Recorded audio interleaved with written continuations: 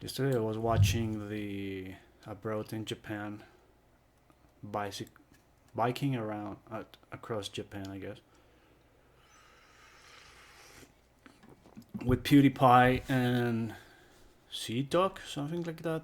I like those guys a lot. I think the Japanese clique, it's one of my favorites. I remember when I discovered Abroad in Japan, the first video that I discovered about them is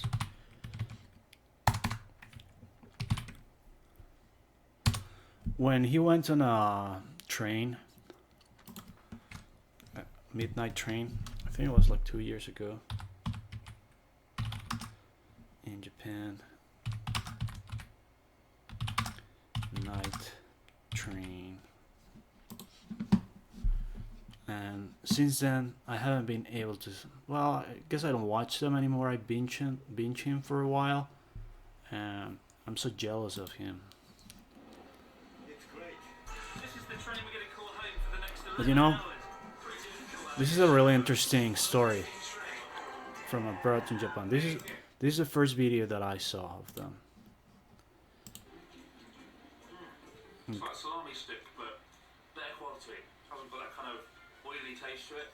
Really good. Look, I love Japan, and I always been wanting to live there.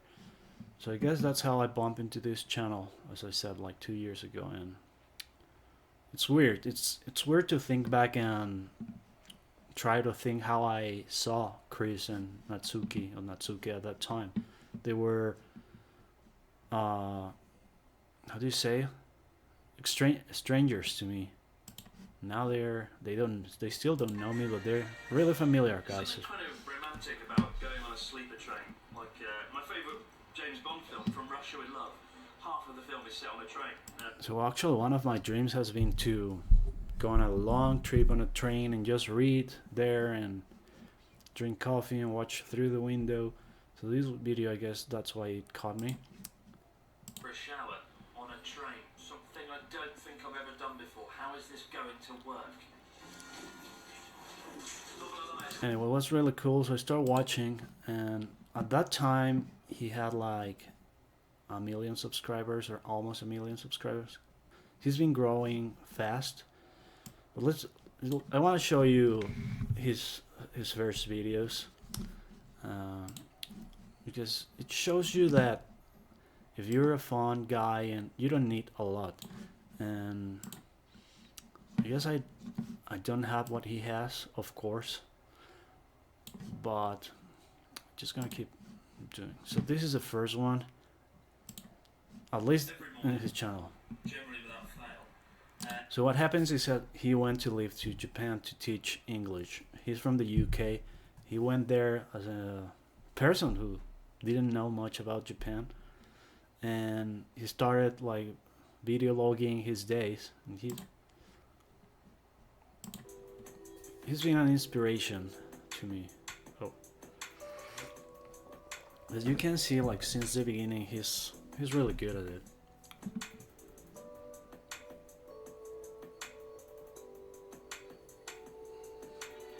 So you're gonna try to do more effort. So he went to Yamagata, which I don't know. Okay, we can see he's talking here.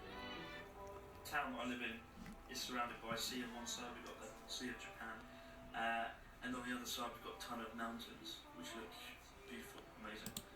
One in particular dominates the skyline. It's called Mount Chokai, and it has been called Mount Fuji of the North because it has similar sort of shape in that it's symmetrical. This was all his apartment. Surprise, but this room also doubles as my bedroom. So it's a futon. I roll it out every night, put it away every morning. It's a bit of effort, but you know it's not a problem and it's very comfortable. Lovely to sleep on. So he's been working hard for a while, and okay, let's go back here. Then I think the video that really made him like start growing was, let's see if it's in popular ones. One of his first videos to blowout was he gave a okay. You'll see. Let me see.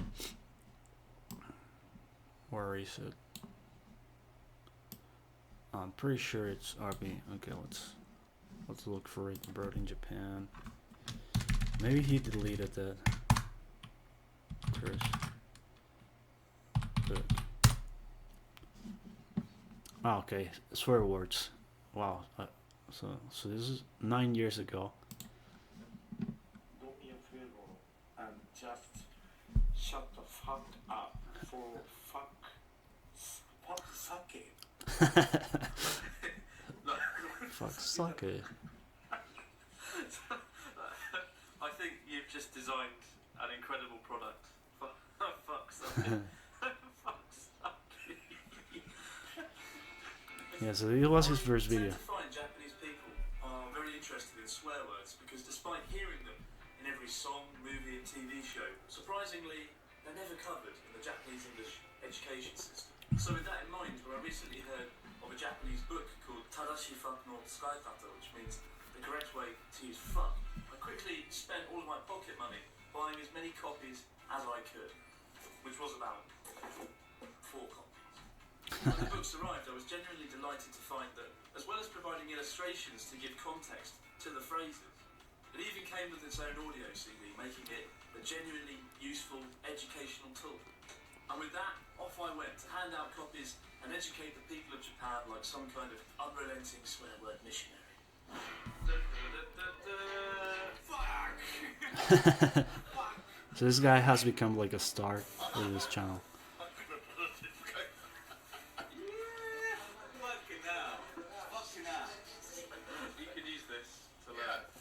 So it's really interesting to see him like grow. Like he has an episode with one of the biggest, probably the biggest rock star in Japan. The singer, it's called Hyde. He sings or sung in a band called L'Arc-en-Ciel, which is, I love that band. Look, I'm gonna show you a little bit of a song, but I think they're really tough on.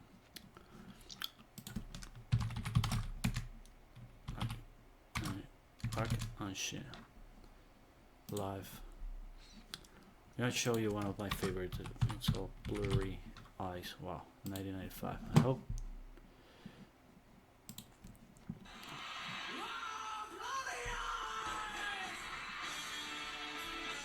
Oh, I guess good. I get goosebumps. I don't know how it's sounding.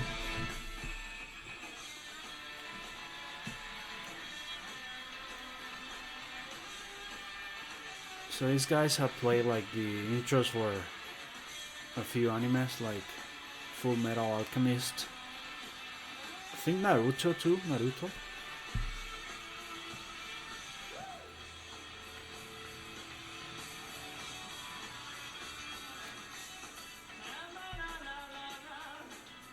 Okay, I think he forgot the lyrics.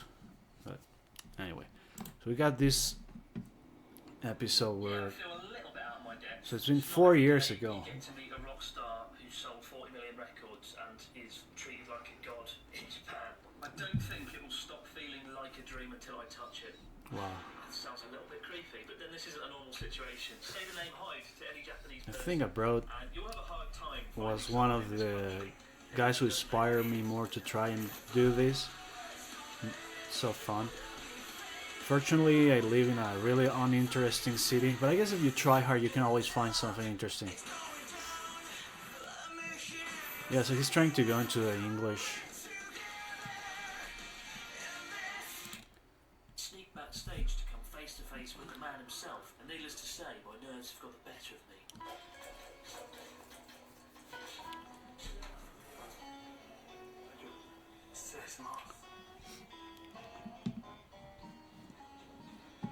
Hey, good to meet you. Nice to meet you, man. How you doing? Did you know that Japan has the second largest music market in the world? At least the last time I checked. Maybe that's changed. But anyways, really great. And I guess I went down the rabbit hole. I started here. And then these remind me of the biking around Japan that he's doing with PewDiePie now, actually. So he's on top of the world now. Right in Japan. Let's just close this. PewDiePie. So what's the newest one? PewDiePie on Chris but in Japan studio. Okay, these are PewDiePie highlights. How Chris brought my PewDiePie. Let's see. I mean, I love the UK. It's just like when you go back there for a long time, a lot of little things just build up, and you get reminded, oh, okay, this is why I moved out in the first place. You know? So we went to Cornwall as well. Yeah, that was nice. Yeah. Cornwall's beautiful. Like, felt like a different country. I'd always wanted to go there and To drive there.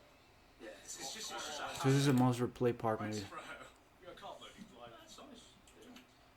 Fukushima. Fukushima. I want to be part of that group. I don't look like that.